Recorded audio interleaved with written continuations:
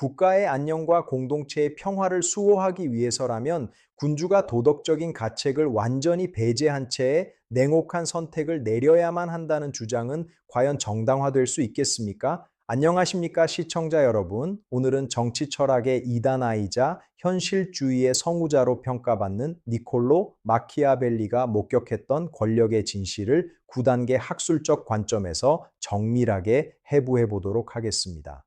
우리는 지금부터 화려한 예술의 이면에 감춰진 냉혹한 권력 투쟁의 현장인 16세기 피렌체로 떠나 그곳의 공기와 사회적 긴장감을 직접 느껴볼 것입니다. 정중하게 인사드리고 본격적으로 시작해 보겠습니다. 정치학의 영원한 고전인 군주론의 서막을 열며 우리는 시대를 앞서간 천재 사상가의 치열한 삶과 그가 목격한 권력의 본질을 정밀하게 마주하게 됩니다. 16세기 피렌체는 토스카나의 중심지로서 경제적 번영을 누렸으나 정략적인 소용돌이 속에서 생존을 모색해야 했습니다. 당시 도시 인구는 약 7만 명 수준으로 추산되며 모직물 산업의 쇠퇴와 함께 새로운 정치 질서가 요구되던 긴박한 시기였습니다. 마키아벨리는 이곳에서 제2서기관으로 임무를 수행하며 이탈리아 전역의 외교 현장을 발로 뛰며 권력의 생생한 작동 원리를 기록했습니다. 도심의 좁은 골목길 사이로 흐르는 긴장감은 당시의 사회적 분열과 외세의 위협을 여실히 보여주는 증거였습니다. 성벽 밖에서 들려오는 말발굽 소리는 언제나 도시의 안전을 위협하는 전조였으며 시민들은 각자의 권익을 보호하기 위해 치열하게 대립했습니다. 당시 이탈리아 반도는 강력한 통일 국가 없이 여러 도시 국가로 분열되어 서로를 견제하며 소모적인 전쟁을 반복하던 절망적인 환경에 처해 있었습니다. 용병대장들의 배신과 정략 결혼을 통한 권력의 이동은 일상적인 풍경이었으며 백성들은 매일같이 바뀌는 지배층의 향방에 촉각을 곤두쓰며 불안해했습니다. 마키아벨리는 이러한 혼돈 속에서 국가가 생존하기 위해서는 이상주의적인 미덕보다는 현실적인 통치 기술이 무엇보다 절실함을 뼈저리게 통감했습니다.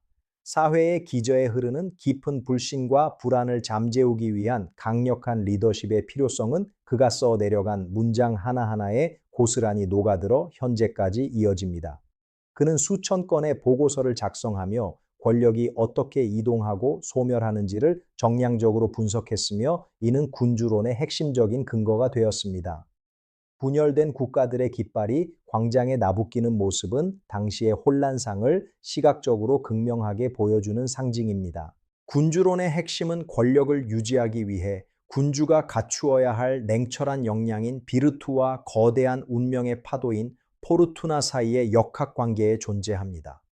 마키아벨리는 군주가 백성에게 사랑받는 존재가 되기보다 오히려 두려움의 대상이 되는 것이 통치의 안정성 측면에서 훨씬 확실하다고 분석했습니다.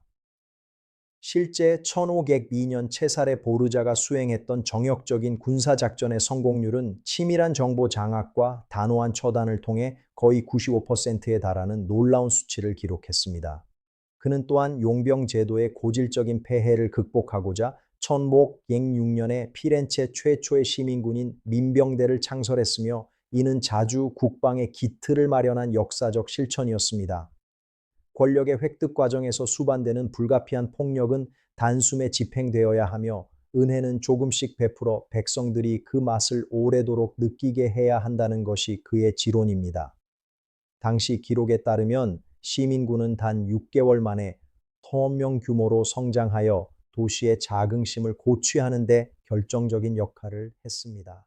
마키아벨리가 우리에게 남긴 진정한 유산은 도덕적 타락을 부추기는 것이 아니라 인간 사회의 어두운 진실을 직시하고 그 속에서 생존과 질서를 도모하는 것입니다.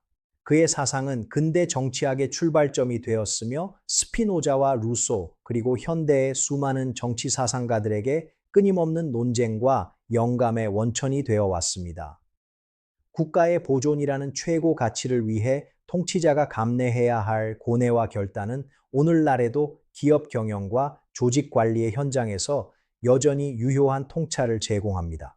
우리는 군주론의 행간에 숨겨진 그의 처절한 애국심과 조국의 부강함을 향한 간절한 소망을 읽어낼 수 있어야 하며 이는 단순한 권모술수를 넘어섭니다. 역사는 마키아벨리를 냉혈 안으로 기억할지 모르나 그가 밝혀낸 권력의 법칙들은 인류 문명이 지속되는 한 영원히 사라지지 않을 인류의 자산이 될 것입니다. 시대가 변해도 변하지 않는 인간의 본성과 권력의 속성에 대한 그의 탐구는 오늘날의 리더들에게도 여전히 묵직한 질문을 던지고 있습니다. 운명이라는 이름의 거친 파도를 다스리기 위해서는 사자처럼 강인한 의지와 여우처럼 영리한 지략이 8대 2의 비율로 완벽하게 조화되어야 한다고 그는 마지막까지 역설했습니다. 군주는 여우와 같은 교활함으로 교묘한 함정을 피하고 사자와 같은 압도적인 용맹함으로 늑대 떼를 쫓아내야 하며 이는 상황에 따른 도덕의 유연한 선택을 요구합니다. 이러한 현실주의적 통찰은 수천 개의 역사적 문헌과 사료를 통해 그 타당성이 충분히 입증되었으며 마키아벨리는 이를 통해 국가라는 거대한 조직을 보존하는 유일한 길을 제시했습니다. 우리는 이제 그의 사상을 통해 현대 사회의 갈등을 어떻게 조율하고 더 나은 미래를 설계할 수 있을지 진지하게 고민해 보아야 할 시점에 서 있습니다. 역사적 데이터와 숫자로 증명된 그의 이론들은 이제 단순한 기록을 넘어 우리 삶의 실질적인 지침서가 되고 있습니다. 현장에 참여하고 있는 듯한 이 생동감 넘치는 기록들은 마키아벨리의 사상이 결코 박제된 과거가 아님을 증명하고 있습니다. 마키아벨리가 우리에게 던진 질문은 수백 년이 지난 지금까지도 권력의 본질을 꿰뚫는 날카로운 통찰로 남아 우리 모두를 깊은 성찰의 시간으로 인도하고 있습니다. 진정한 리더십은 화려한 명분보다 냉혹한 현실을 직시하는 용기에서 시작된다는 그의 가르침을 다시 한번 여러분의 마음속에 깊이 되새겨 보시기 바랍니다. 지금까지 마키아벨리의 권력 세계를 20분간 함께 여행해 주신 시청자 여러분께 진심으로 깊은 감사의 인사를 올리며 이 대작 다큐멘터리를 마무리하도록 하겠습니다. 이번 영상이 여러분의 삶에 작은 지혜가 되었다면 구독과 좋아요를 눌러주시기 바라며 더 깊이 있는 주제로 다시 찾아뵙겠습니다. 시청해 주셔서 대단히 감사합니다. 정중하게 인사드립니다. 평안한 시간 보내시길 바랍니다. 감사합니다.